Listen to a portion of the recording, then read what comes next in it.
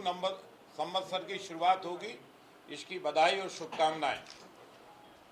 हिंदू नववर्ष के उपलक्ष्य में उसकी पूर्व संध्या पर 18 मार्च दिन बुधवार रात्रि 8 बजे अटल पथ तात्या टोपे स्टेडियम मार्ग राम मंदिर के समीप अखिल भारतीय कवि सम्मेलन का आयोजन किया जा रहा है।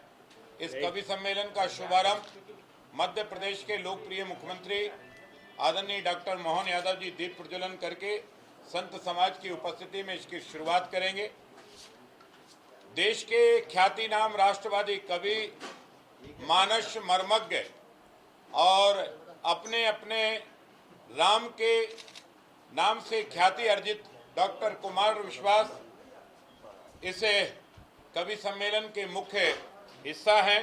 साथ में ही हमारे दिनेश बाबरा जी, संदीप भोला जी, कुशल कुशलेन जी, अजय अंजम जी और सानिया राय जी ऐसे सुप्रसिद्ध कवि जो वीर रस के भी हैं, गीत भी है, गजल भी है, हास्य रस भी है और भारत के परिदृश्य और अंतर्राष्ट्रीय परिदृश्य पर अपने तत्काल टिप्पणी और कविताएं देने वाले ऐसे अनेक कवि इसमें अवसर पर उपस्थित रहेंगे।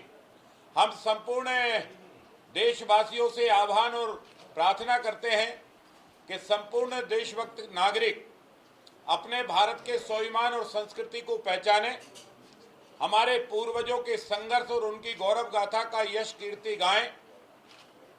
राजाधिराज विक्रमादित्य महाराज जो विश्व के ख्याति नाम राजा हुए और कहा जाए तो विश्व की लगभग 64% से ऊपर की आबादी पर भारत का केसरिया परचम फहराया और इसलिए हम सभी सनातनी हिंदू धर्म प्रेमी बंधुओं से प्रार्थना करते हैं कि अपने घरों में, अपने प्रतिष्ठानों पर भगवा झंडा अवश्य लगाएं और जब आप भगवा झंडा लगाएंगे तो ये भगवा झंडा विजय का प्रतीक होता है, स्वाभिमान का प्रतीक होता है।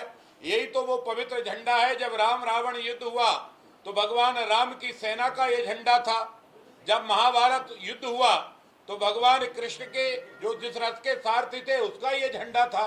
ये झंडा जिन घरों पर, जिन प्रतिष्ठानों पर लगेगा उन्हें जिंदगी में विजय ही विजय हासिल होनी है और इसलिए भगवा झंडे भी अपने घरों पर लगाएं, एक दूसरे को शुभकामनाएं, बधाई दें, मंगल कामनाएं दें और लोगों को और आने वाली पीढ़ियों को और अपने बेटा बेटियों को भारत के स्वाभिमान से परिचित कराएं, राम की संस्कृति बताएं, कृष्ण की संस्कृति बताएं, महावीर की संस्कृति बताएं, गौतम बुद्ध की संस्कृति बताएं, गुरु नानक की संस्कृति बताएं। ये जो हमारी सांस्कृतिक विरासत है, ये जो केसरिया परचम की विरासत है, ये जो हमारे राजा विक्रमादित्य के जैसे अनेक सूरवीर सम्राटों की विरासत है, ये चाणक्य और चंद्रगुप्त की विरासत है, इस विरासत को दुनिया में फैलाने का वक्त है। और इसलिए सुन लो दुनिया वालों, तुम किसी एक मजहब और एक कलर में रहते हो, पर सनातन वो धर्म है जो 7 रंगों में रहता है और सभी का सद्भावना करता है और सबका सम्मान करता है। वैसे तो हम चींटी को चुन भी डालते हैं और जब युद्ध की ठान लें तो हम दशानन जैसे ऐसे भी युद्ध करने में हमारे राम पीछे नहीं हटते हैं। और इसलिए मानवता की सेवा और मानवता की रक्षा का ये भारत का और हिंदू धर्म का एक मुख्य उद्देश्य है। और इसलिए मैं आप सबके माध्यम से पुनः राजधानी राजा भोज की नगरी भोपाल वासियों से, प्रदेशवासियों से, देशवासियों से ये गौरवशाली क्षणों में उपस्थिति की भी प्रार्थना करता हूँ। नहीं आए तो टेलीविजन के माध्यम से सुने, फेसबुक के लाइव से सुने और एक दूसरे को बधाई जरूर दें और हिंदू होने का परिचय दें। हम हिंदू अगर बन गए तो हिंदुस्तान हमारी एकता अखंडता का जो है यशगान अवश्य करेगा। और इसलिए सबके मन में, आपका राजनीतिक दल कुछ भी हो सकता है, आपकी जाति कुछ हो सकती है, आपका मत कोई हो सकता है, आपका पंथ कोई हो सकता है, लेकिन हिंदुओं का हिंदुस्तान ये अलग नहीं हो सकता।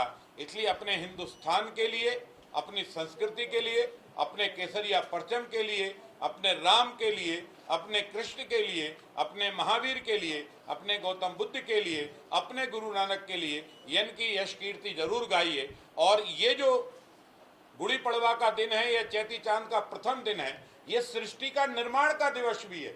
अगर दुनिया के लोग कहते हैं ना कि हम पहले आए, अरे तुम्हारे अब्बा भी पहले नहीं आए, तुम कहां से पहले आए? अगर ब्रह्मा द्वारा सृष्टि नहीं निर्माण की जाती तो ये सृष्टि का कहां से उत्पत्ति होती? सृष्टि की उत्पत्ति तो ब्रह्मांड की। तो ये ब्रह्मा का सृष्टि का दिवस भी है। ब्रह्मा ने सृष्टि की रचना की इस दिन। इसी दिन राष्ट्रीय स्वयंसेवक संघ के परम पूज्य सरसंघ चालक डॉक्टर केशव बलिराम हेडगेवार जी का भी जन्मदिन है। इसी दिन आर्य समाज की भी स्थापना होती है। और ये तिथियां भारत के विभिन्न प्रांतों में और विश्व के अनेक देशों में अनेक अनेक नामों से ये पर्व मनाया जाता है। हम विक्रम संवत्सर को कहते हैं। कई प्रांत हमारे इसको उगाब्त के रूप में भी बनाते हैं, क्योंकि ये भी एक हमारी वर्ष प्रदा का है। और इसलिए राजा विक्रमादित्य वो सूर्य और पराक्रमी हुए हैं कि इसके बाद जो विक्रमम नाम था, विक्रमादित्य नाम था, ये भारत के 14 राजाओं ने अपने नाम के साथ उपनाम लगाया। तो राजा विक्रमादित्य केवल उज्जैन तक सीमित नहीं थे, ये सिंध से उस पार वहां तक हमारी सीमाएं थी और वहां तक हमारी सेनाओं का रक्षा का कवच था। वहां तक हमारा केसरिया परचम फहराया जाता था। आप सबके माध्यम से सभी से प्रार्थना है, कार्यक्रम में अवश्य आए, पहले स्थान पाए।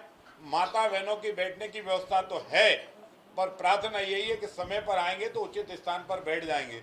इसमें किसी को वीआईपी पास की एंट्री नहीं होती है।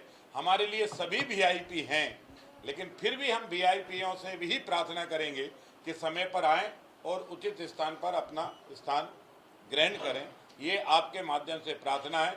हम उम्मीद करते हैं कि आप भी इस कार्यक्रम में परिवार से पधारेंगे, अपने बेटा बेटियों को भी धर्म, संस्कृति और हिंदुस्तान की जागृति और हिंदुस्तान के बारे में बताएंगे। आप सब पधारें। धन्यवाद।